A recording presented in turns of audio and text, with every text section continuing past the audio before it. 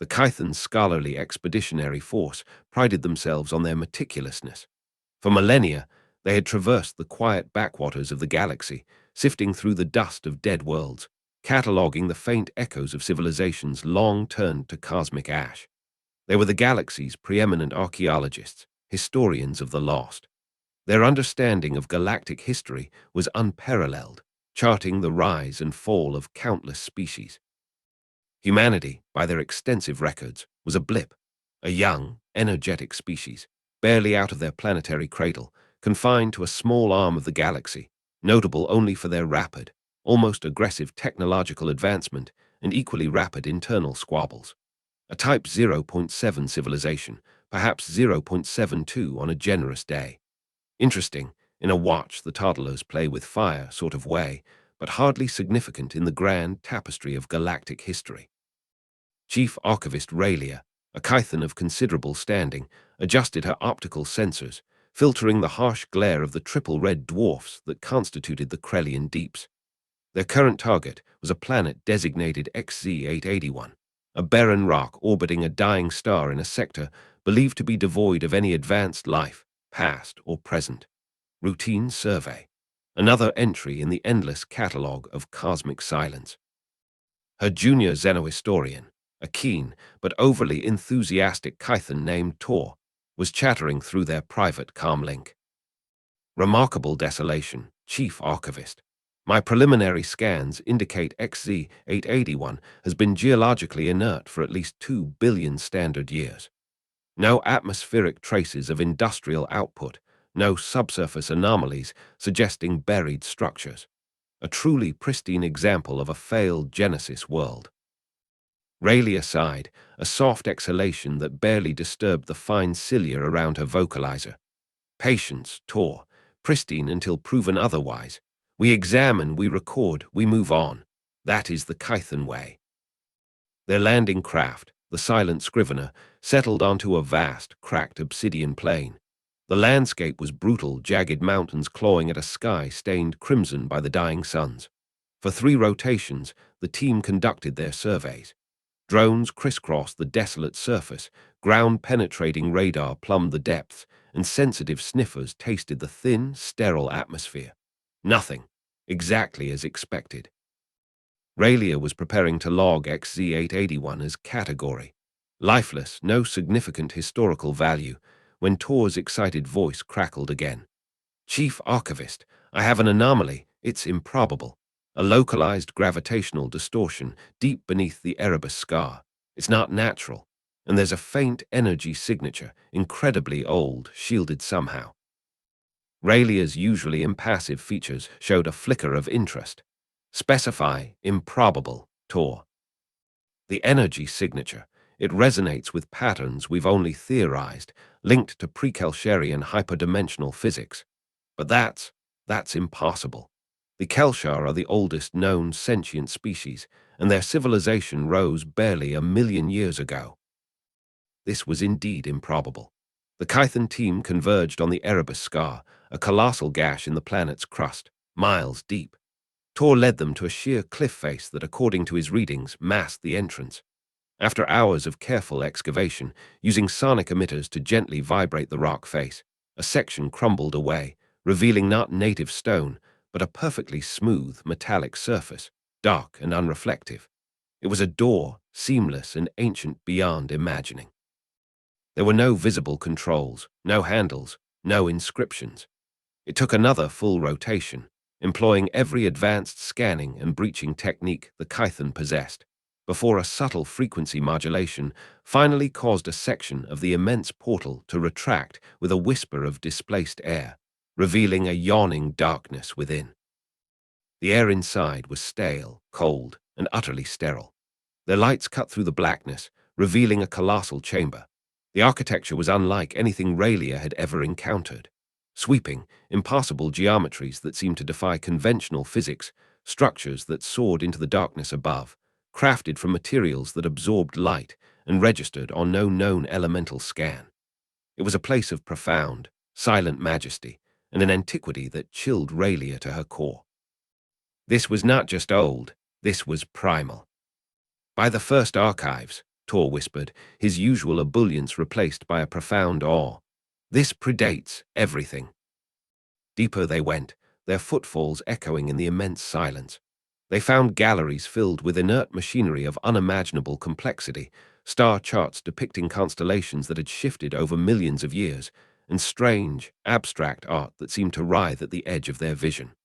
There were no bodies, no signs of struggle, just emptiness. A civilization had been here, a civilization of unimaginable power and artistry, and then they had simply gone. In the heart of the complex, they found it. A central vault, shielded by layers of exotic energy fields that flickered and died as they approached, their power sources finally succumbing after eons of silent duty. Inside, resting on a single obsidian pedestal, was a crystalline data core, roughly the size of a Kython head, pulsing with a faint, internal light. Tor reached for it, but Raylia stopped him. "Carefully, this is beyond calculation." Connecting their most advanced translation interface to the data core was a delicate, nerve-wracking process. For days, the Kython linguistic AI struggled, sifting through petabytes of alien code, searching for patterns, for a Rosetta Stone to this impossible language. Raylia and her team barely slept, sustained by nutrient paste and a growing, almost fearful anticipation. Then, a breakthrough. The AI isolated a foundational layer, a symbolic language that seemed to underpin the more complex data streams. Images began to flicker on their primary monitor, abstract at first, then coalescing into recognizable forms. They saw beings, tall, slender, with a strange bilateral symmetry, 2 arms, 2 legs, a head atop a torso. The images sharpened. Raylia felt a cold knot form in her primary digestive sac. The beings were familiar, unsettlingly familiar. The AI began to cross-reference the biological markers it was deciphering: DNA sequences, cellular structures, protein chains. It compared them against the vast Kython database of known sentient life. Tor was the first to voice the unthinkable. Chief Archivist, the skeletal structure, the cranial capacity, the optical arrangement. It conforms, within acceptable parameters of evolutionary drift, to. No, Raylia breathed, her optical sensors widening. It cannot be. But the data was irrefutable. The AI flashed a holographic comparison. A medical scan of a modern human male, sourced from a routine galactic trade interaction, alongside the reconstructed image of one of the ancient beings from the data core. Allowing for millions of years of adaptation, slight changes in stature and environmental resilience, they were undeniably, terrifyingly, the same species. Humans. The data core flooded their systems with information. Fragmented, corrupted by immense age, but still overwhelmingly potent. They saw glimpses of a colossal interstellar empire, spanning thousands of worlds, wielding technologies that made current galactic powers look like infants playing with sticks. They saw humans manipulating gravitational forces on a stellar scale, creating artificial stars, terraforming barren worlds into lush paradises with casual ease. They saw evidence of vast fleets, ships that dwarfed cities, moving between galaxies. And they saw the language, the root lexicon, the grammatical structures, the subtle intonations preserved in ancient recordings. Echoes of it, undeniably, shockingly, existed in modern human languages. The primitive chatter of this young species was, in fact, the degraded, almost forgotten remnant of a tongue that had once commanded stars. Then came hints of the cataclysm, no clear record, just fragmented allusions to a great enemy, a sky darkening, a long retreat. The empire hadn't just fallen, it had shattered, burned, and been driven into hiding. Earth, that insignificant blue planet the humans called their homeworld, wasn't their cradle. It was a lifeboat. A forgotten colony, perhaps, or a deliberately isolated genetic archive. A seed bank for a species that had once ruled the galaxy and then been all but wiped from existence. The "oh shit" revelation, as humans themselves might have crudely termed it, struck the Kython team with the force of a physical blow.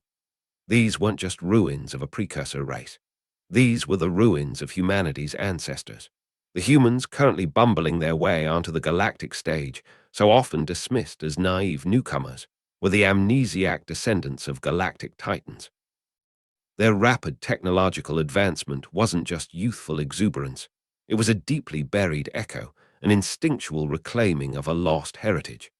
Their chaotic diversity, their relentless drive to explore and expand, their often baffling resilience, it was all cast in a terrifying new light. Tor was slumped against a console, his usually vibrant cilia drooping.